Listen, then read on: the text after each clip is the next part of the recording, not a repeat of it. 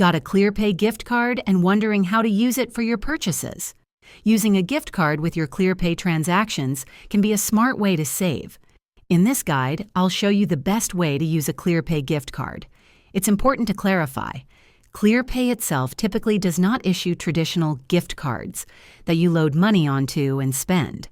Clearpay is a buy now, pay later service.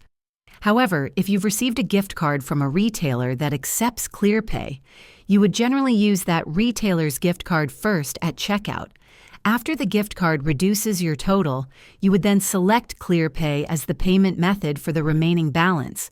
Therefore, the best way to use a gift card in conjunction with Clearpay is to apply the gift card directly to your purchase at the merchant's checkout. If there's still an amount owed, then proceed to select Clearpay to split the remaining cost into installments. And there you have it. Understanding how to use gift cards with Clearpay is key. If this video was helpful, give it a thumbs up and subscribe for more tips.